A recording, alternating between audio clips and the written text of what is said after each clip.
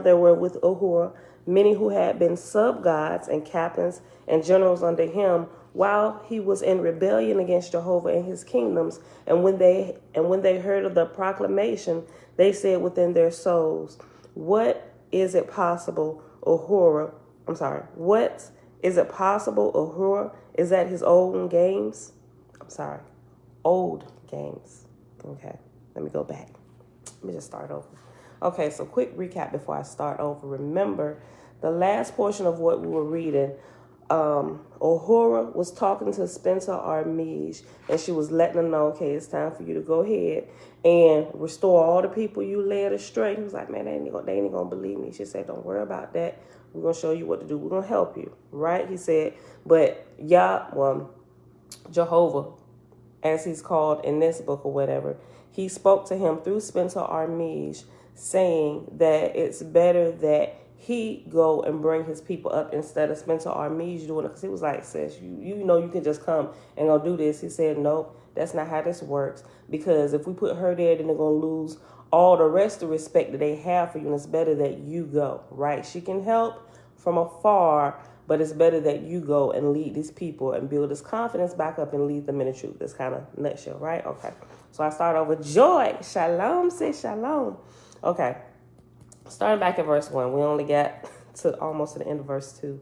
All right. Chapter 7. Book of Spencer Armige, daughter of Jehovah, page 283 at the top. Ahura, immediately on his return to his kingdom, set about accomplishing this great labor. Now there were with Ahura many who had been sub-gods and captains and generals under him, whilst he was in rebellion against Jehovah and his kingdoms. And when they heard of the proclamation, they said within their souls, what? Is it possible Ahura is at his old games? For they knew not his concert with the kingdoms above, and so believed not in his power. Jehovah moved upon Ahura and induced him to send numerators and graders throughout his kingdom, to take the measure of those who had faith and those who had no faith, and those who had neither faith nor non-faith. And these Ahura graded and numbered, so when the time came he should know where to place them. Then he numbered and he graded them and arranged them also. When he had this much accomplished, there came to him one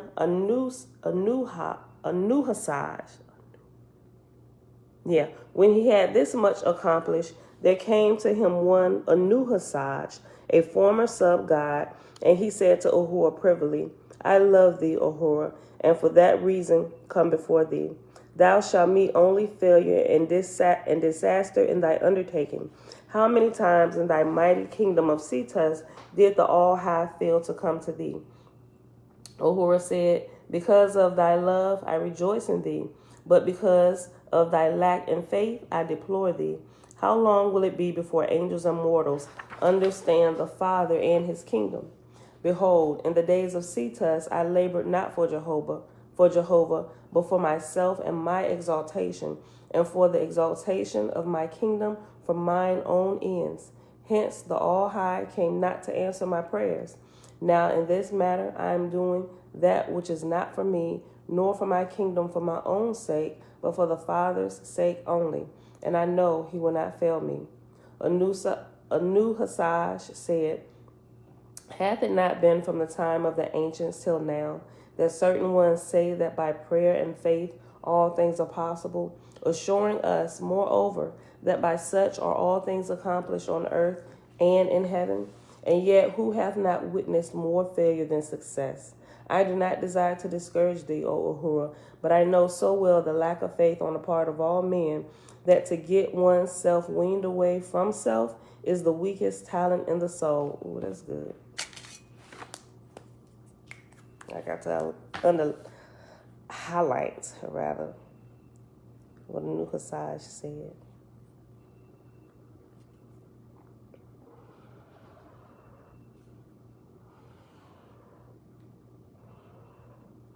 I do not desire to discourage thee, O Ahura, but I know so well the lack of faith on the part of all men, and that to get one's self weaned away from self is the weakest talent in the soul, and for which reason too it is ultimately the greatest glory.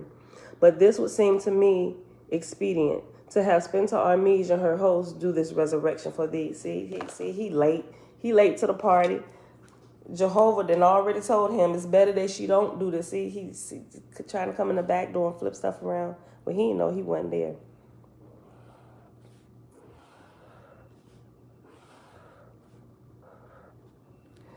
And for which reason too, it is ultimately the greatest glory. But this would seem to me to be expedient, to have Spenta Armige and her host do this resurrection for thee. Uhura said, even thine every thought have I already fulfilled. And through the chieftainess came the Father's voice, commanding me to do this resurrection on my own account. Tell him, Uhura. Tell him you're trying to get right and leave you alone. To this, Anu Hasaj made no reply, but in his soul he was not free from the Tetrarchs, being jealous that Uhura had advanced him in obtaining the Father's commands. But Uhura perceived it not, and he said unto Anu Hasaj, the hosts of Elkin have been numbered, and there are 4,500 million, and within the graves above Essene there are 170,000 schools, 230,000 colleges, 400,000 factories, and 200,000 hospitals. Speaking of this, I don't know if you're here yet, but Oahspe College University, I finally opened up the email. There's actually a chart of the number of schooling years that it takes for the different levels and grades. I'm going to share that. I'm going to post it in the community section so y'all can see that. And it gives you the reference at the bottom of the charts where to find it here in Oahspe. We read over it. It's in the book of Divinity, but you'll see. Behold, on the day of... What you look at? Well, it's my tall water, where your water can. Right here. No, you know what I'm talking about? I put my water that you bought me. The coldest water bottle? Yeah. Right? Yes. The white one. Oh. Oh, thanks, babe. You're welcome. Behold, on the day of resurrection, I shall have the handled watcher. Behold, on the day of resurrection, I shall have the handled watcher recreation for my host. Let this then be thy labor, to have the matter proclaimed throughout Elkin. A new Hasai. Trina, hey girl, hey. Great spirit, peace and blessings. Peace and blessings. Hold on, babe. How come your ice coming in here? Because I poured it all out yesterday. The kids got those little mini things of ice cream. And they got it right after we got Jeremiah's car and we stopped at the gas station, but it was in Newport News. And they didn't grab spoons. So they let it sit for the whole ride back, and it halfway melted. And instead of just sticking it in the bottom part of the freezer, when I came and looked, they had stuck all of theirs in the ice thing. Now all the ice had mint chocolate chip ice cream. Why is it falling in there? Why is it not falling in there? It is. You just threw it away yesterday? Yeah. I mean, I guess it is a little slow moving. Okay. Yeah. But, yeah, I dumped it all out. Okay, gotcha. Yeah, because it was ice cream ice. Okay. Verse 9. Behold, on the day of resurrection, I shall have the Hanowacha recreation for my host. Let this then be thy labor, to have the matter proclaimed throughout Elkin. Anu Hasaj said, by Jehovah's leave and thine I am satisfied. Thus ended the matter, and Uhura remembered afterward that Anu Hasaj had not answered positive acceptance, and so Uhura feared, and to make doubly sure, even Evasan. I'm sorry. Let me read the verse over. Thus ended the matter, and Uhura remembered afterward that Anuhasaj had not answered positive acceptance, and so Ahura feared, and to make doubly sure, called Evasan and committed the same charge unto him. Of JB, shalom, mom, shalom, shalom.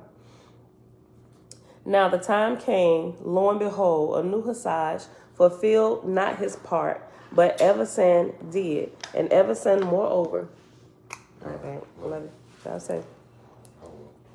And Evasan, moreover, came to Ahura, bringing answers from all the departments. In the morning of the day of the resurrection, Ahura sent for Anuhasaj and inquired concerning the matter.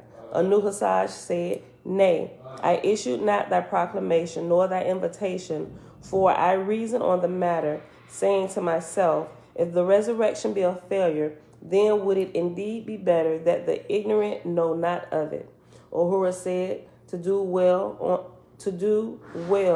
one's own part, is this not the highest?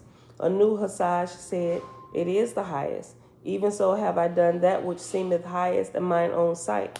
Ahura said, the resurrection was not for thee nor for me, but for the host. For thou hast previously admitted that the resurrection of this plateau was the highest, best thing to be done.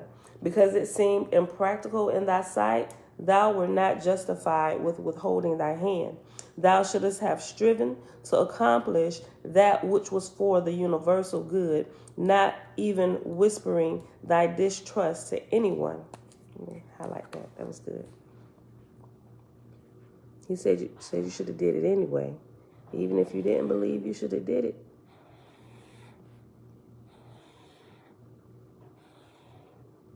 Because that would have been the good of all people, not just for you. You didn't do it because you didn't think it was good for you and you didn't believe. Let me read it again. Hold on. Verse 10. No, I'm sorry. I went all the way down to the bottom, but we are in chapter 7 in Book of Spencer Armige. Hopping back to page 284, down to verse 13. Ahura said, to do well one's own part, is this not the highest? Anuhasaj said, it is the highest. Even so have I done that which seemed the highest in mine own sight. Ahura said, the resurrection was not for thee nor for me, but for the host. For thou had previously admitted that the resurrection of this plateau was the highest, best thing to be done. Because it seemed impractical in thy sight, thou wert not justified in withholding thy hand. Thou wouldst have striven to accomplish that which thou shouldst have striven to accomplish that which was for the universal good, not even whispering thy distrust to anyone. Then, had it failed, thine own soul had been clear. For which reason Jehovah came to me, and I was admonished to depute Evasan in thy stead, and he hath fulfilled my commands. Anuhasaj made no reply, but went away in displeasure, and for the present the matter was dismissed. Ahura had sent invitations to the lords of all the divisions of the earth, asking them to come, bringing their attendants with them. Of these, the following came, to wit, Oah, lord of Hijetsi, Hakapa, lord of Paradise, Lugam, lord of Remij, Jesse, lord of Spita, Ami, lordess of Cosmon, Horam, lord of Flu, and Sutsi, lordess of Sinyat, each bringing 1,000,000 attendants, besides hundreds of thousands of visitors of lower grade. Spencer Armige with her visitors, Ox and Siwagan, and Heoah, and 5,000,000 attendants and 5 and 30,000,000 visitors from Creoshavy came in an avalanza for the purpose. Francis, shalom. The place of removal which Ahura had decided to inherit was in the second belt below Meteoris, known in atmosphere at that time as Vara Pish Hanaha, which lay betwixt the land of Vidiu and the star region known as the horse and the cow and calf pastures, a heavenly place uninhabited. From Elkin to Vara Pishanaha was 14 hours in grade 25, which was the average of Ahura's host, but its enlargement in the upper belt would be as 15 to 9. Spencer Armige and her hosts were the first to arrive in Ahura's dominion, for she had determined that nothing should lead to failure in Ahura's enterprise. Through her advice, Ahura stationed water bearers the entire distance of travel, lest in the excitement the Druhas might run into knots or riot. For such is the nature of darkness, both on earth and in the lower heavens. The low delight to dwell in a city or near a place of filth, if companionable, rather than to go to a place of isolation where improvement is impossible. Ooh, I don't know why I just thought about crack houses when I read this. And then rehab, the place to get free. Let me read this again. Verse 19. Spencer Armige and her hosts were the first to arrive in Ahura's dominion, for she had determined that nothing should lead to failure in Ahura's enterprise. Through her advice, Ahura stationed water bearers the entire distance of travel, lest in the excitement the Druhas might run into knots or riot. For such is the nature of darkness, both on earth and in the lower heavens. The low delight to dwell in a city or near a place of filth, if companionable, rather than go to a place of isolation where improvement is possible. Jehovah had said to Ahura, "Suffer not thy Druhas to know thou wilt remove them so far from the earth. Confide thou only with the wise in reference to thy destiny." Spencer Armige had said to Ahura, "Provide thy Druhas a holiday in parade with rites and ceremonies." And Ahura perceived how the matter had to be, and he apportioned 80 million of his hosts to provide parades, rites, and ceremonies for the Druhas of his hosts. And of these Druhas, ranking below grade 5, there were 1,200 million, being such angels as knew not the left hand from the right, nor could remember to count 5 from one day, to the next. And yet the next 1,000 million, rating below grade 12, knew so little more, they were scarcely wiser than the beasts of the field. Tiffany, Sawubona Yaya. Spencer Armige, seeing these, exclaimed, "O Jehovah, how long must Ahura labor with these in order to raise them to grade 99? Oh, that they who set themselves up as gods knew what lay before them.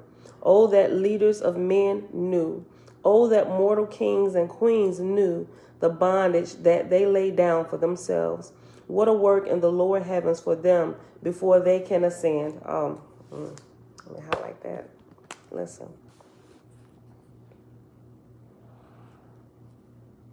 For all those that's leading multiple people astray, knowingly and unknowingly. Listen, they said, oh, if they only knew what great work they had ahead of them before they could ascend. You got to take all this mess. You ain't coming up here and you done left a mess down here. Go clean it up. Go help clean it up. You help mess it up, go clean it up. We'll be here waiting for you when you're done. And we checking too. Don't come tell us it's done and it ain't, because we come checking. Listen. Verse 21. Spencer Armige, seeing these, exclaimed, "O Jehovah, how long must Ahura labor with these in order to raise them to grade 99? Oh, that they who set themselves up as gods knew what lay before them. Oh, that leaders of men knew. Oh, that mortal kings and queens knew the bondage that they lay down for themselves. What a work in the lower heavens for them before they can ascend. And yet, O Jehovah, thou art just. Someone must labor with these unfortunates. It is well that man aspireth to be a king and Lord and God." Chapter 8, page 286 in the book of Spencer Armige, daughter of Jehovah, in Oahspe. When they were assembled for the resurrection, the thousands of millions, Spencer Armige went and stood at the right hand of Ahura, and next to her stood Oahspe, and on the left hand stood Siwagan and Heoah. And the voice of Jehovah fell upon Ahura, saying, "Extend my lines to the four corners of the world. Give into my labor the highest grades." Accordingly, the marshals drew the line on the plateau, and the host of Ethera stood equally toward every corner, arranging the phalanxes of 10,000,000, each having the form of a quarter of a circle, leaving the lines of power from center to circumference, and the distance therefore was equal to the width of Vidu on the corporal earth. And the center of the plateau was high raised, so that Ahura stood on the highest place, which lay near the capital of the council. Now it so happened that the jealous Anuhasaj stood 12th, 1-2, on the east line, being the 13th from Ahura's left hand. Spencer Armish said to Ahura, "Behold, the line is shattered." Ahura said, "I feel nothing. How sayest thou the line is shattered?" She answered him, saying, "He who doeth Jehovah's work must deal as Jehovah dealeth. Only those who are in concert with thee must labor with thee. Otherwise, thy best endeavors will be thwarted." It's a broken link in your chain, bro. He said, how say you? She said, "There's a broken link in your chain. You need to figure it out." She knew. He didn't know. Everybody that's laboring with you need to be on the same page as you. Otherwise, all that you're working for is going to be messed up. Arranging their phalanx. Is that how it read? Let me go back.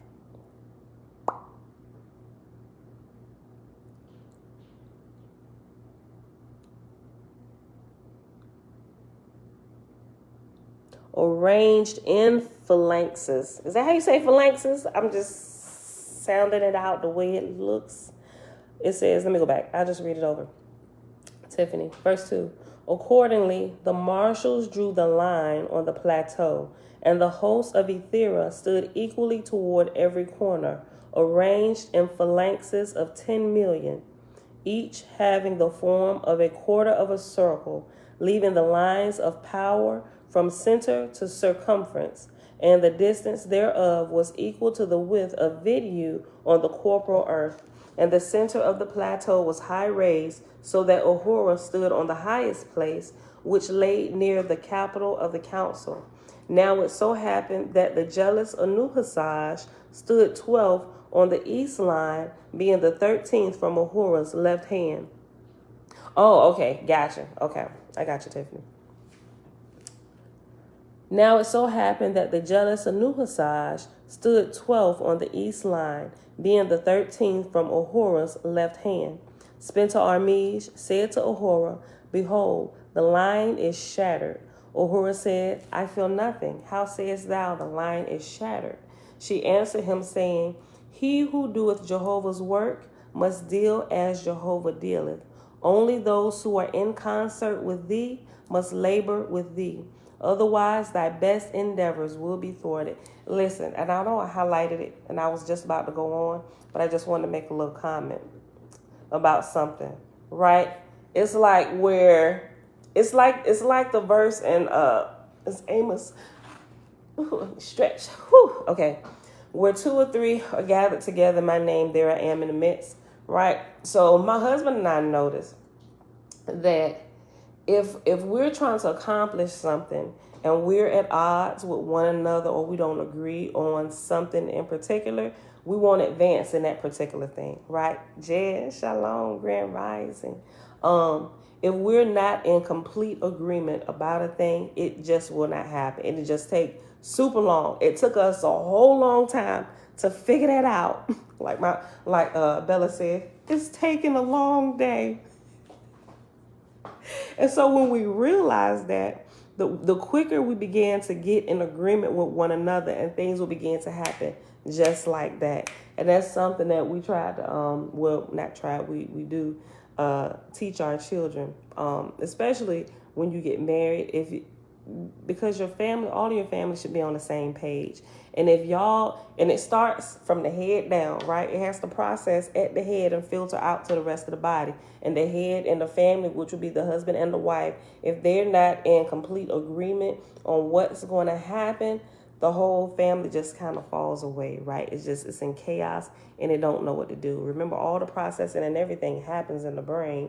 And if the heads are not getting it together, and the right brain and the left brain don't come together and sync up, you're just standing there, right? It's like y'all standing back to back trying to go in different directions when y'all need to figure out which direction we want to go right now. Which way is we going so we can both turn in that direction? We want to go this way. Well, I'm looking this way, you looking this way. Come on, let's get here and let's proceed, right? Listen, I'm going to read verse 3 again. Now, it so happened that the jealous Anuhasaj stood 12th on the east line, being the 13th from Ahura's left hand. Spencer Armij said to Ahura, behold, the line is shattered. Now, I'm going to have to start using that. Look, the line is shattered. When I see people going in different directions and they're supposed to be on the same page. Look, this good.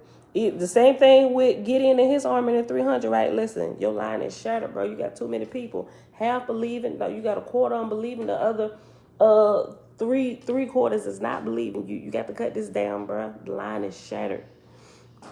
Now it so happened that the jealous Anuhasaj stood 12th on the east line, being the 13th from Ahura's left hand. Spencer Armij said to Ahura, behold, the line is shattered. That's our title for the day. Ahura said, I feel nothing. How sayest thou the line is shattered? She answered him, saying, he who doeth Jehovah's work must deal as Jehovah dealeth. Only those who are, and she said that, and then she just kind of gave an example on what that is, which is the same exact thing. And those that's going to labor with you got to be in concert and agreement with the labor that you're doing so it can get done. Otherwise, it's all going to go to pot. She answered him, saying, he who doeth Jehovah's work must deal as Jehovah dealeth. Only those who are in concert with thee must labor with thee. Otherwise, thy best endeavors will be thwarted. Ahura said, O thou far-perceiving goddess, in my much love and sympathy, I admitted Anuhasaj to the lines. He hath been my best friend. Ain't it always the closest to you? Like, you sure you want to? It's always them that cast in a little bit of doubt. Audrey, shalom, says shalom, shalom. And because they do really mean well, right? They really do. Man, I grew with you since you was yay high. What you mean, bruh? This is how we all, you just always got to watch, but it's always the closest ones to you, right? Listen. O thou far-perceiving goddess, in my much love and sympathy, I admitted Anuhasaj to the lines. He hath been my best friend. Spencer Armij said, thou shalt know but one friend, Jehovah. I don't even need to tell y'all, that's highlight worthy. Thou shalt know but one friend, Jehovah. Ahura perceived, and now he felt the shattered place, and he sent his chief marshal to Anuhasaj to bring him from the rank. And when Anuhasaj was before Ahura, the latter said unto him, because thou servest thyself, thou shalt not stand in line. Behold, there is but one to serve, even Jehovah. Anuhasaj said, O joy upon thee in thy scheme, because thou art powerless, thou hast singled me out as an excuse before these gods and goddesses. Ahura made no answer, but spake before Jehovah, saying, give me strength for thy children's sake, O Father. Ooh, Lord, give me strength. That's what he did. Listen. I'll read it again. I'll read verse 5 again. Ahura perceived, and he now felt the shattered place, and he sent his chief marshal to Anuhasaj to bring him from the rank. And when Anuhasaj was before Ahura, the latter said unto him, because thou servest thyself, thou shalt not stand in line. Behold, there is but one to serve, even Jehovah. Anuhasaj said, O joy upon thee in thy scheme, because thou art powerless, thou hast singled me out as an excuse before these gods and goddesses. Ahura made no answer, but spake before Jehovah, saying, give me strength for thy children's sake, O Father. Behold, I have cut loose the foundations of Elkin. With high extending cords. I have bound her to Vara Pish. Vara Pish Hanaha. That's got to be in the title today, too. Just because it's fun to say. Vara Pish Hanaha. By virtue of thy power in me, I will raise her up. In thy name, let my host in will command. Let my host in will. What? In thy name, let my host in will command, arise, upward, onward, O Elkin, arise, upward, onward, O Elkin, arise, upward, onward, O Elkin. With the third enunciation, which came from the thousands of millions in concert, behold, the plateau moved from her foundation, turned a little, then slowly upward rose. Loud shouted all the inhabitants of that heaven. With their own universal will, the Great Spirit stretched forth his hand and raised up the heavenly continent. Oh, how exciting that would have been after all these years of us thinking this was the only place we moving? Bruh, imagine the shouts going from there. Listen. With the third enunciation, which came from the thousands of millions in concert, behold, the plateau moved from her foundation, turned a little, then slowly upward rose. Loud shouted all the inhabitants of that heaven. With their own universal will, the Great Spirit stretched forth his hand and raised up the heavenly continent. Even as with his hand he touched a corporal continent and sent it beneath the ocean, so raised he his heavenly places toward his emancipated worlds. Yea, because of his spirit upon his people, they desire it risen. With them and him, all is one.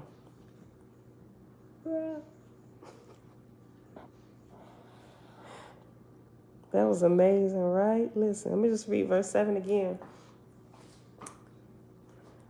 With the third enunciation of arise, upward, onward, O Elkin, with the third enunciation which came from the thousands of millions in concert, behold, the plateau moved from her foundation, turned a little, then slowly upward rose. Loud shouted all the inhabitants of that heaven. With their own universal will, the Great Spirit stretched forth his hand and raised up the heavenly continent, even as with his hand he touched a corporal continent, which was Pan, and sendeth it beneath the ocean, so he raised his heavenly places toward his emancipated worlds. Yea, because of his spirit upon his people, they desire it risen, and with them and him all is one. And now the gods, with unbroken will, held their places as it were a day for the corporal earth. And not a god or goddess from the single purpose and thought strayed a moment of time, no distracting thought intervening. Let me just start it over. Verse 8.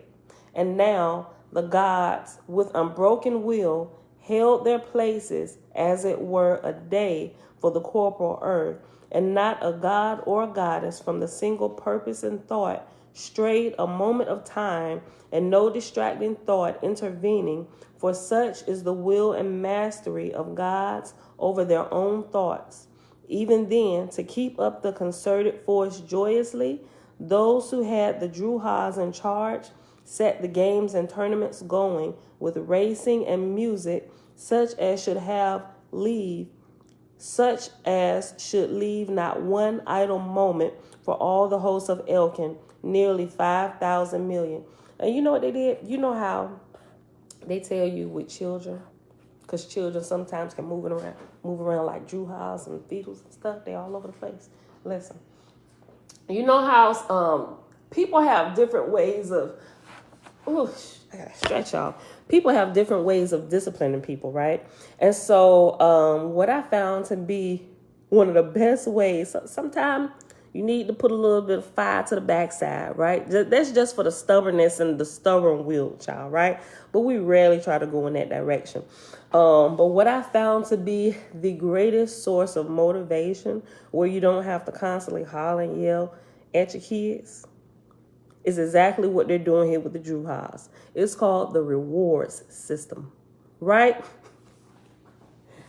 I figured this out a little bit late. well, we figured this out a little bit late.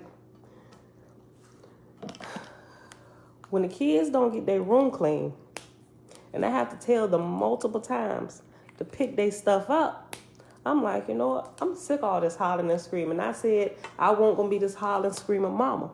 Sometimes I don't be losing my voice, but that's a little bit exaggeration. But I'm like, I'm having to repeat myself way too much. I was like, they daddy come in and look, and they jump, and he looked like he about to look at them, and they just, yes, Father, yes, whatever you say, Father, yes, sir. Would you like your slippers as well? I will bring you some cookies, and I'll warm up some. I'm like, little Reggie, I done told you 15 million dozen 11 times to pick your shoes up and take them in your room and sweep them crumbs up off the floor and wipe that milk up off. I'm like, you know what? Y'all better treat me with the same darn respect you treat your daddy. Look. So I was like, I gotta get smart about this. I'm like, why these little Reggies ain't listening? Probably because, you see it. I can't say that. I just seen it both ways. Because some mamas, they got like that fierce, stern look like the daddy's got, and kids don't play. Yes, mother. Yes. Don't worry about it. We will handle it. You go rest, put your feet up. We're bringing your slippers. We're cooking you a hot meal, right? And some mamas just like got that look, like my grandma, right? I was like, I need to get my whole life together. Okay, what can I do? You know what? So I thought about this reward system, right? At first, I used to think it was a joke. I'm like, you better tell them kids to get their tail and you're going to whoop their tails, right? So I'm like, you know what? Sometimes they can tend to grow immune to whippings, right? Not saying that, you should, because I don't want to get banned and stuff, right? But sometimes you spoil the rod, you spare the rod, you spoil the child. I have found that to be the absolute truth. But listen, here's what I decided to do. Now, my 19-year-old, probably 17 at the time, because I probably started implementing it a couple years ago. Now, he didn't quite catch on, right? So I'm like, okay, y'all don't want to clean up? And Jeremiah be like, didn't Mom tell y'all? And they ignoring Jeremiah too. He said, Mom, you better go whip their butts. I was like, no. Let them do what they're going to do. Bella included. I'm like, I know what to do. They're going to be hungry in a little while. I was like, if a man don't work, he don't eat. Neither does his little sister. Y'all don't want to clean the room? Fine. That is absolutely okay. Don't clean the room. But I'm cooking dinner. Right? Mom, get out of my kitchen. You got the room clean? No. They want to sit and cry and pout. They'll get hungry enough. You don't eat till that room is clean, right? So I'm like, this can be part of the reward system. I ain't going to holler and scream. You just don't eat until it gets done. Go do what I asked you to do. And I ain't got to raise my voice, right? And to train them, because they're small and they like to sneak in and stuff, this may be a little overkill for some people. You may not do it.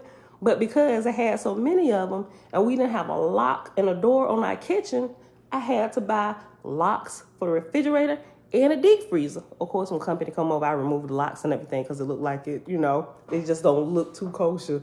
Why you got food locked up? Like locking up the pantry and everything. Because if I go upstairs, they will sneak into the kitchen and pull out the food, and that thwarts my whole plan. So I had to keep some kind of control. So I bought locks, not just the child safety locks, but little padlocks with keys. And I kept the keys at because I got smart. The kitchen keys, I call them the kitchen keys. I had to start keeping my kitchen keys because they figure it out. You always got one in the group that's going to figure it out. We're going to plot on mama's plan, and we're going to eat today. We ain't going to clean the room, but we're going to eat, right? You always got one in a bunch. And they always sending Isaiah, because Isaiah the fighter, he going to sneak in there, he going to pull it out. He's a lot stealthier than the other Bigfoot stomping children, right? So he going to get in there and get them. So you know what I had? I used to hide the keys in the cabinet on the top shelf. So one day somebody caught me slipping and they seen me put them there, right? But I didn't see them see me, right? Then I began to notice they started. I'm like, I know I had something is missing. I didn't open these boxes of snack cakes, but the box of snack cakes had been opened and turned around backwards like they hadn't been opened. And you pick up a light box, but there was no paper around. Like, y'all was smart enough to leave the box in there looking like it hadn't been opened, but you weren't smart enough to realize that the box is empty. I mean, they had got rid of the plastic paper wrappers and everything. Like, everything looked to be okay, right? So I'm like, you know what? Somebody done found them keys and nobody wanted to rattle anybody. So I had to start keeping my kitchen keys. I felt like a warden walking through my house while I'm trying to get my own kids under control, stay out the kitchen. They need to get their room clean, right? Because I'm sick of cleaning up after y'all. Y'all old enough to do it yourself. I had to take my kitchen keys, buy a little hook, and I snapped it on my bra strap and put it inside my shirt. Do you know these Regents tried to pull the keys off my bra strap while I dozed off one day? When I tell you my kids, yo, I about to cold cock Isaiah. I was just trying to get the keys. I know you was. Try it again. I'm going to take your hand off, right? So, but from then, I had to make sure that, you know, kids will go at all types of lengths to get what they want. When they realized I wasn't playing, you know, and I told their daddy about it. So when they daddy got on them, they was like, yes, Father, we're sorry, Mother. We would never do that again. I'm like, I'm going to get you, boy. I'm going to get you. Right? Look, so that's the whole reward system, right? Oh, yeah, do what you want. But when it's time to eat, I controls this. This is my laboratory. Step in here if you want to, and your stuff ain't done, right? I don't lock it up now. You know, it's been about 2 years. It's set in a little bit, right? But I did yesterday have to confiscate all these switches because they started to get a little lax. I know we ain't moved the furniture in yet, but still, y'all got all this stuff up here in this loft. If you think I'm playing, everybody, and I got my lockbox. Everybody switch. Bella's too. Give me the chargers. Give me the controllers. All the little contraptions we done bought you for. Put it in here, right? You got to give them something so you got something to take away, right? I'm the queen of taking away. Girl. Tiffany. Look. Okay, look. So that's what you call the reward system, which is exactly what they're using here in the Drew house. Oh, yeah, fun games. You got to make them want this, right? Give them something to look forward to. Remember at the beginning when I think it was Apollo's host and everything. They came in flaunting they gold and jewelry and all this stuff. It's like, oh no, y'all take all of this. Give us white robes, sheets. We want none of that stuff because we want what you got. Okay, what we got to do? It's a whole reward system. They just played it to the T. When I tell you that works, yo, it works. And it works with little children. You ain't got to be whipping them and hollering and screaming all the time. Just get a little creative. Think about what it is they love. If they love, all kids love to eat. But if you got snacks and stuff, I ain't saying bribe. That's probably a bad habit to start. Don't bribe them with snacks and stuff. But something that you know they like, right? And also, another one real quick before we go.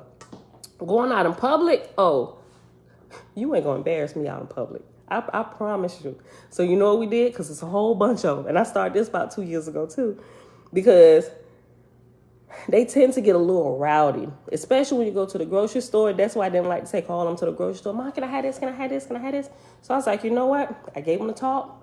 And I knew they was going to try me, which is why I set up ahead of time at least 3 instances where I could just, boom, tell them we going somewhere. And if you arguing, you fighting in the car, or we get out and you start arguing once we get and you're not following directions, you want to take off and run around this store, we all getting back in the car, in the truck, and we're going home. Oh, they tried me, right? We're going to go to the water park at the Y. But first, I need to run to the store and make some groceries. When we go in this store, y'all better act like y'all got some sense. The first person that dart off and run around, you move from behind my car, I swear for Bob, we not going to the water park, right? I said one, mess it up for all. It's the same thing they do in boot camp. You get in trouble, you got a hard head, the whole division drop. They used it, and when I realized this, I'm like, yo, they are using this process, this rewards, and this discipline process all over. I said it really works because one bad apple will spoil the bunch. You leave a rotten apple in a bag of apples, it will infect all the apples. Not just with apples, with potatoes, with onions, with anything, with strawberries. One bad one will destroy the entire bunch. So when that one mess up, you first address that one, right? When everybody else seeing that one, y'all didn't let them know, everybody in trouble, right? So, of course, they tried me, went to the store, and it's always the ringleader, the one that like to fight. Isaiah don't want to listen. He starts saying, I'm going to go to the candy, I'll be back. Hey, no, because as soon as he started running, Bella took off running. Absolutely not. Let's go right now. And we're not going to the water park. What, Mom? No. No. Pushing it. And I knew they was going to do it, which is why I kind of pushed them towards it so we can just have a real big blowout. I really wasn't going to make groceries for real. This was just a test run so they can feel that I'm serious. And we walked in the store and we actually came in on the aisle where I knew the candy was at, and I knew they was going to do it. Somebody was going to start asking for something. I needed to just put it all out there, right? This was so fun for me. Let's go right now. Mom, no. I already told y'all. Y'all need to act like y'all got sense when we come to the store. I said, because what if this was a life and death situation? I said, everybody shut up, but y'all still want to run off at the mouth. Your talking could have got all us shot, right? And they like, and so I like to use stuff like that just to get them to think. I was like, no, let's go. So, of course, they pouting and they crying. Oh, we can't go to the water. I said, no, not today. Maybe we'll try it again tomorrow. Mom, we're sorry. Let's just go back in the store. We promise we'll hold on to the cart. I was like, no, you had your one chance. I gave y'all the whole spiel before we even went into the store, and you still tried it. So, no, we're going home today. We'll try it again tomorrow, right? Listen, next day, I didn't have to do the spiel. Josh and Saya did the spiel. Isaiah and Bella, y'all better keep y'all hands on the cart. Matter of fact, Bella, you get in the cart. Isaiah, you better hold on to the cart. And I don't care if we do pass the candy aisle. Don't even look down the aisle. We want to go to the water park. If you mess it up for us, we're going to beat you up. I was cracking up. I said, first of all, you ain't going to put your hands on them. But we want to go to the water park. I said, we all want to go to the water park, but y'all need to act like y'all got some common sense while we out here, because I would not look like that parent that don't know how to control her children in public. I said, you know how embarrassing that is? So I'm telling y'all, you just got to get a little bit creative, especially if you got a whole tribe. It's a complete mess if you go out in public and all your kids all over like, we talk about people like that. Ain't nobody gonna talk about us, right? Let me tell you, when we go, oh, look, another thing, just in case y'all got little kids. Every time we go out to eat as a big family, we always get compliments. First of all, they look at us when we come in. You got all these, y'all got a daycare? It's funny. When my husband take the kids, before we moved, the basketball court for the school that was right across the street, when my husband used to take them over there, not basketball, the tennis court, when he used to take them over there to play tennis and everything, they used to ask him, like, oh, you have a child care or you work at a daycare? And he's like, ma'am, these are all my children. Oh, that's good. You out here spending time with your children, right? We get so many kind of crazy comments because of the amount of kids we have and how little they are. It's hilarious. But when we go out to restaurants, they first look at us. Oh, Lord, here come a whole audience. It's going to be loud in here. But the waitresses, the waiters, the people sitting around the table, we always get compliments. Your children are so well behaved. You better know it. See, here's what we also know.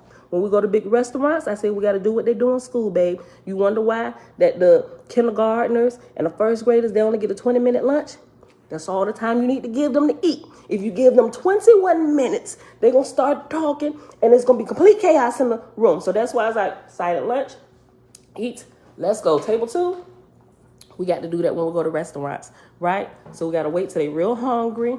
Then we go in, everybody sit here or come with me, and they sit there nice and quiet, 20 minutes up, they done eating. We tested it. We started like, watch this. Let's stay just a little bit longer. What they do?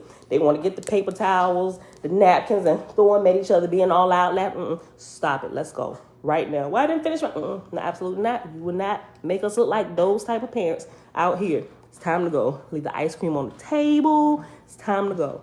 Same process. It works. So when y'all go out to eat, if y'all kids rowdy, y'all spending too much time sitting there talking amongst yourselves. Get in there. Eat, get out of there, so you can get compliments on how well behaved your children are. We walking out like, oh my God, if they only knew. So those things you got to think about. It's the same little process. Who we at? 51 minutes. Okay, that's just to let you know our theory on how we kind of keep this tribe under control. All right, listen. Verse 8.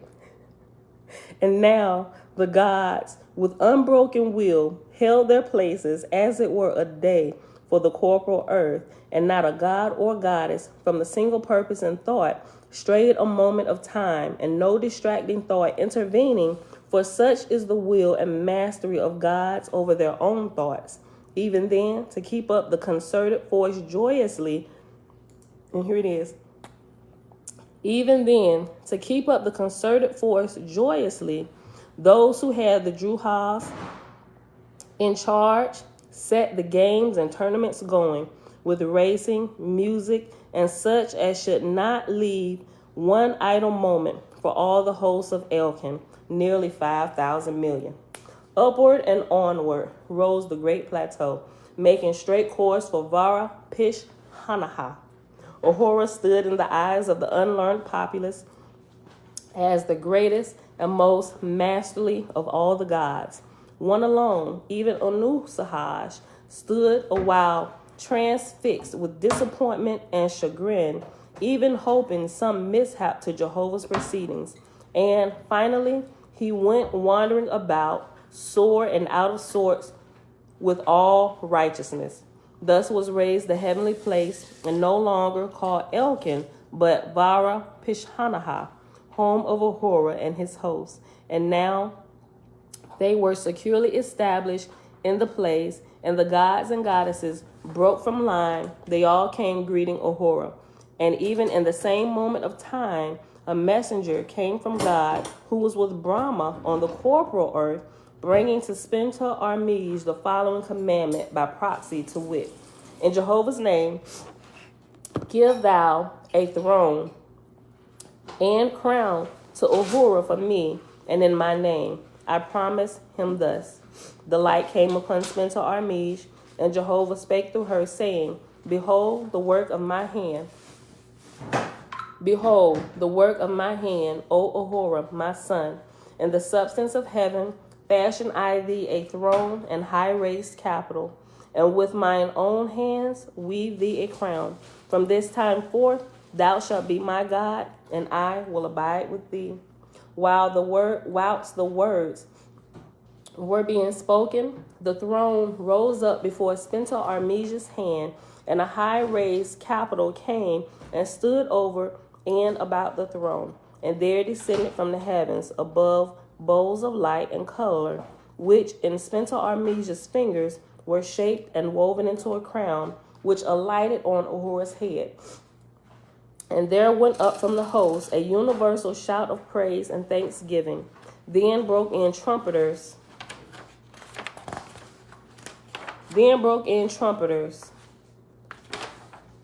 7 million. And after they played a while, the Essenars chanted the concerted host of Jehovah. Thus was founded Jehovah's heavenly kingdom, Vara Pishanaha. Thus established Ahura his dominions, where rebellion and secession were cut off forever. And Spinta Armige gave to Ahura 1,000 messengers and opened a roadway to Creoshebe. Ahura ascended his throne, and the gods and goddesses saluted him, God of Vara Pishanaha, and they and their attendants departed to their several places. And that is the end of chapter 8. Where we at? We at 55 minutes.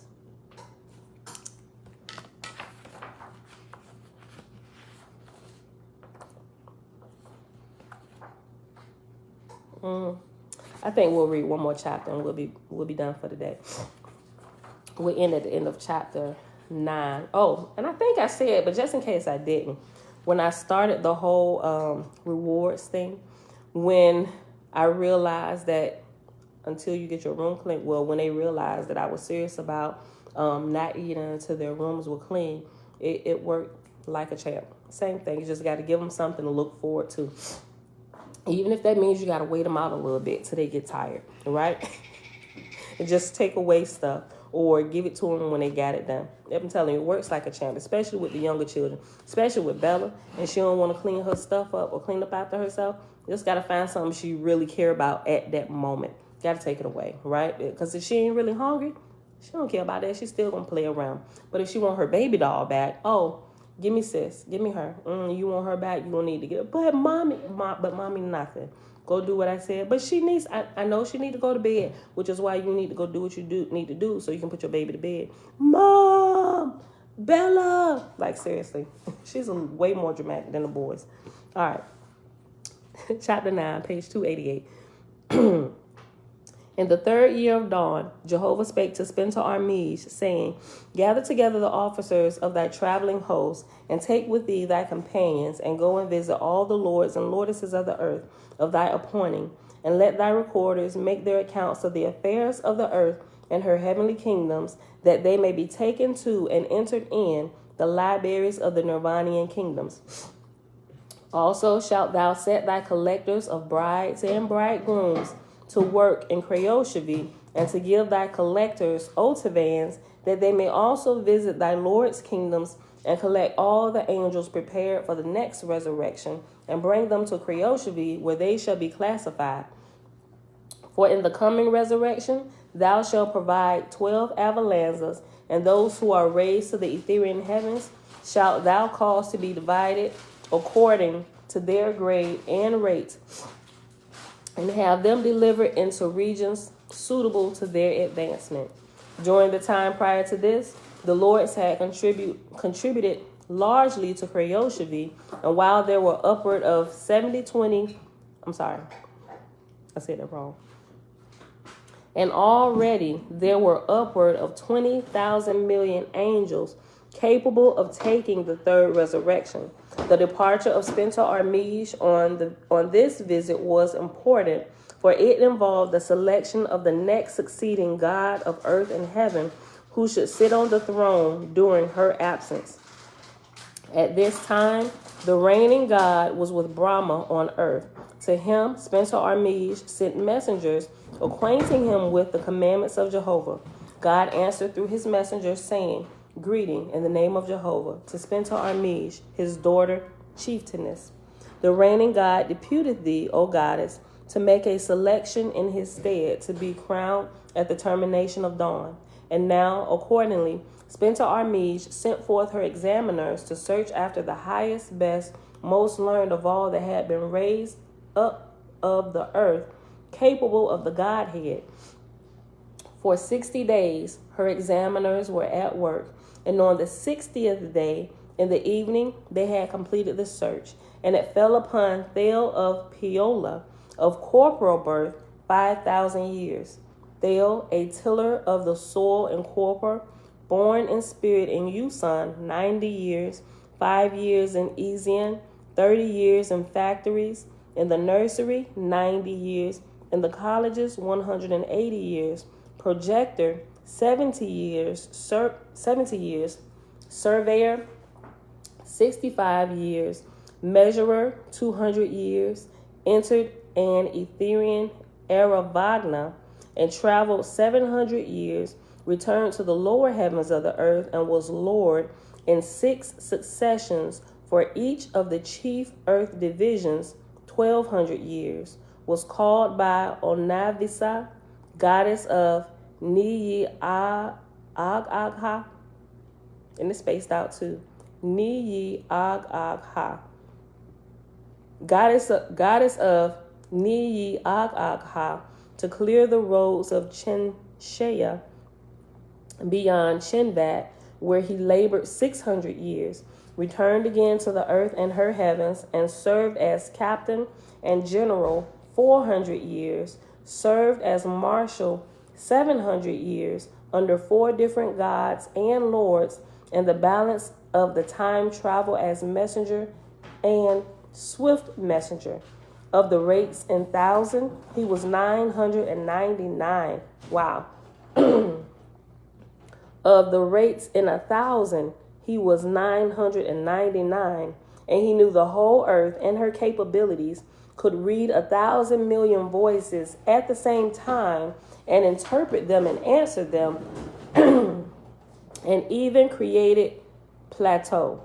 He knew the atmosphere in heavens, habitable and inhabitable, the roadways, the oceans and nebulous regions, knew the ascending and descending knew the power in the different rings of the earth's vortex, knew the Savorcum and its time and places, I would say dude well qualified. He might be the next ruling god. Spencer Armige sent a delegation of 1 million angels to wait on Thel and bring him before the throne at Creoshavie, sending them in her private otavan and under the guardship of her chief marshal with this commandment. And after sending them in her private otavan, after her, it has reference number 4. And down at the bottom, it says 4, and it just has there the THEIR.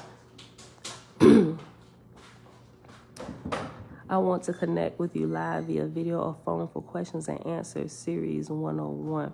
What you did is Series 101? Oahspe? I'm going to keep reading.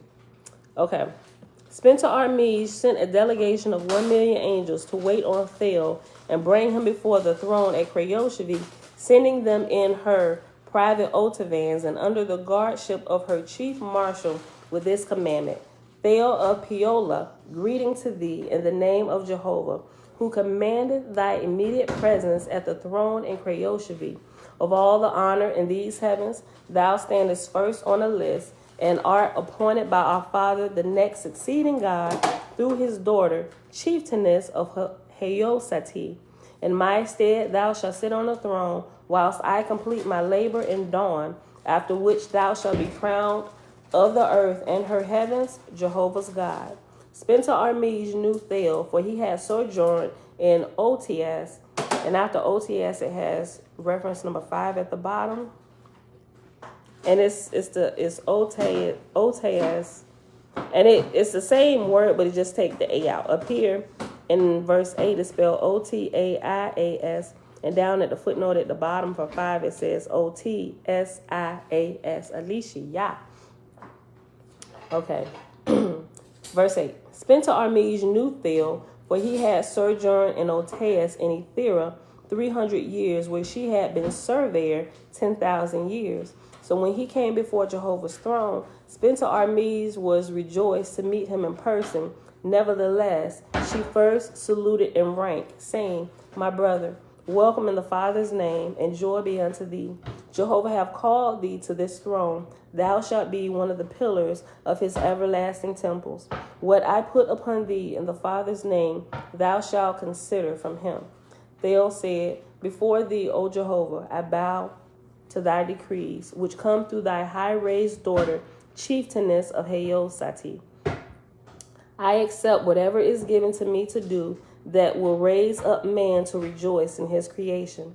By virtue of thy power in me, O Jehovah, I know I shall not fail. May thy light be upon me.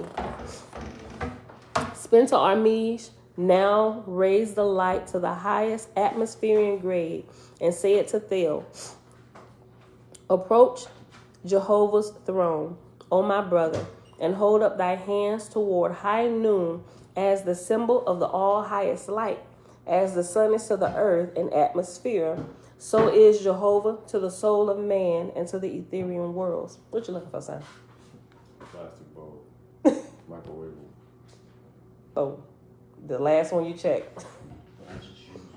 They in there?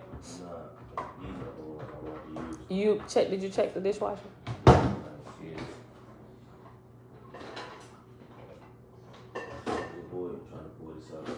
Oh, yeah. And they could all be being used. Jeremiah put the food up last night. Yep. Yeah. Yeah, and the ones that they heated up stuff, the way they heat stuff up with red sauce, I threw them away yesterday. I can't stand that. Okay.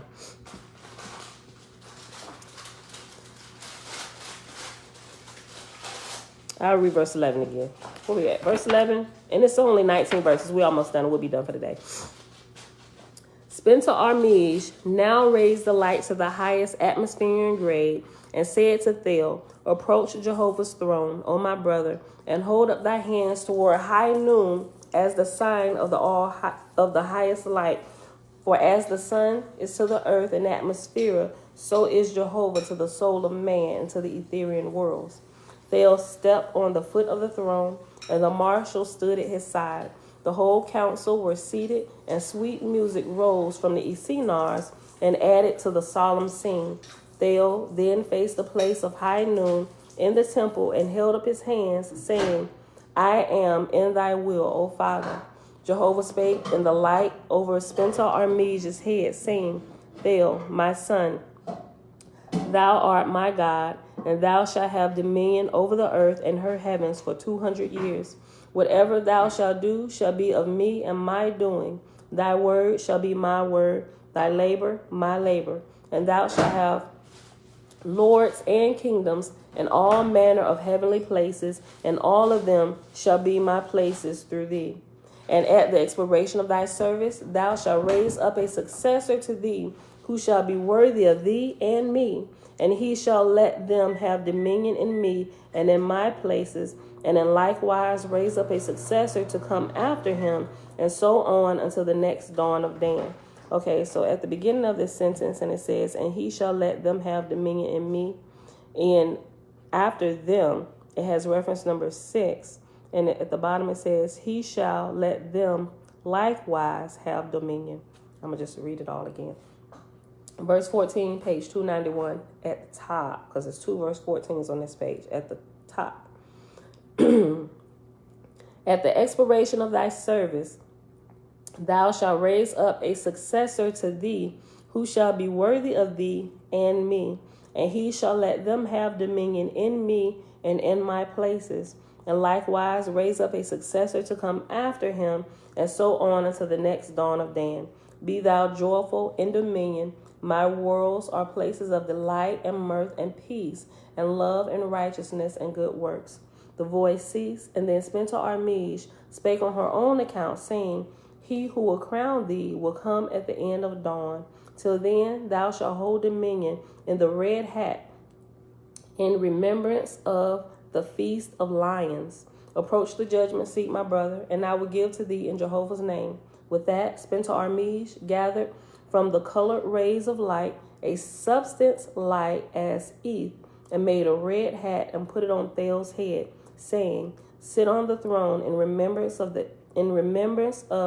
the feast of lions, that I may be honored of thee and rejoice before my host. Thel, and it's spelled Thale. That's how his name is spelled, Thel. Thel then sat down on the throne, and the council proclaimed the sign, lion's death. Thel answered in the sign, dominion of the Lamb, Lamb. Dominion of the Lamb. Thereupon Spencer Armige said, Counsel of Jehovah, hear my voice. A new God have I raised up unto my labor, and thou, O God, hear my voice. A new dominion have I given into thy keeping. For 1 year I shall now visit my lords and lordesses in the first plateau of the earth, for it is a part of my labor for the Father. And when I shall have finished with them, I shall return to my present reigning God of the earth, who is with Brahma, and will deliver him and Brahma, and return again to this kingdom, whence the Ethereal resurrection will take place. Provide ye accordingly in all things, even as I would were I here, and the number of brides and bridegrooms 160 days in advance, and send swift messengers to Ethera, to the Nirvanian fields and forests in Changashog, and thence through Southwaka to Haosati in the Etherian Aboram. Finding 6 regions suitable for grades from 60 to 90, and ye shall send greeting to my sister, Chuinista, goddess of Oahspe, asking her to deliver us. Thus saying, Spencer Armige and Ox and Siwagan and Hayoa took leave, and in their own proper way departed out of Krayoshavi, and in the Aravagna descended to the lowest plateau, and so visited the lords of the lower kingdoms. And that is where we will pause at today. That was pretty good. All right, so we still seeing and noticing that same trend. The person that graduates the brides and bridegrooms still is looking like it is a female goddess. My mic is muted. I didn't touch anything.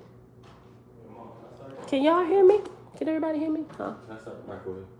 Yeah, go ahead. Shalom, morning. Can y'all hear me?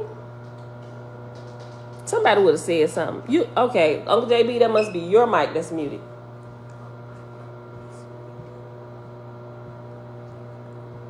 Check your mic. Okay. All right, y'all. They said, yeah. Okay. Yeah. So somebody, mom, type in. Tell Uncle JB that's his mic that's muted. But we done anyway, y'all. That was the end of it. We are done. Let me put my page number. Maybe Oahspe clicked out. Okay. So you can hear me? Okay. They can hear me on Facebook too. Okay. You can hear me now, Uncle JB? He switched from YouTube and went on Facebook. Okay. So Oahspe College University. I was waiting for you to respond. Maybe he clicked out or something. Maybe not. He said, I want to connect with you live via video or phone for questions and answers, series 101. Okay. So let me give you all my stance on connecting with men, right? I don't. Out of respect for my husband and my own family, not saying there's anything wrong with the guys or y'all are up to shenanigans. So if we need to chat, if my husband is not present, I will not talk to you, right? That's just for protection for me and my family and also for the male as well. So that's something I just don't do. Go ahead, Isaiah, take it up there. I just don't do it unless my husband is present. So I don't ever want to give off any kind of vibes that just don't look right in any way, shape, form, or fashion, right? I stay away from it by any means necessary, right? And really, anybody that wants to connect with me here, like if we don't already know you as a couple, we don't. And any kind of communication will have to come through email, which my husband has access to at all times, and he can check everything. So we're going to have to communicate that way, right? Unless we decide to go to Zooms, but when we do Zooms, my husband would have to be present. But because he's not, a lot of times I have to leave out and do stuff. That's why we haven't done Zooms, because he won't be able to be here. So all this is recorded. Everything is just I've seen too many shenanigans happen. Things that start good is I don't ever want to run into that issue. So I just don't. That's no offense towards anybody. Not saying that y'all on shenanigans, because I really don't think you are, but just keep all parties safe. Whatever you want to ask questions or whatever, just send them an email and I'll respond that way. You can ask it up here and I'll respond live. Now the women, it's a different story. Although women sometimes can be up to shenanigans, but I will talk to the women on the phone, right? I've given them my number. We text, whatever, but men, never. I just don't. I'm sorry. Okay. All right. So I'm glad you understand that. So questions, send them to me. We can collaborate that way. And, All right. All right, beautiful people. So with that being said, that is the end of today. It is Thursday, July the 7th, 2022, day 152 of a year for reading through the books of the law and the prophets, and of the 4-year consecutive day count, day 1170. We continued reading in the book of Spencer R. Mish, daughter of Jehovah in the Oahspe, and we read pages 283 to 292. All right, so remember the new Sabbath for this moon cycle is Wednesday, which is why we were not here yesterday. We took our Sabbath rest, one of the moon's 4 holy days in a month. It was yesterday. So for the next 3 Wednesdays, we will be taking our rest, and so we won't be live on Wednesdays. All right. So with that being said, I ain't really got nothing else to say. May the most holy, the great creator of all, may he bless you all in all that you do and give you wisdom for your life that you can actually hear and comprehend, knowing that that's how he give it to you always. So may you be in a place where you can hear it, assimilate it, understand it correctly, and apply it to your life. And we see it as wisdom when you're operating in it. I love you all. And I see y'all back here tomorrow morning, bright and early, 7:15 a.m. Eastern Standard Time. Bruce.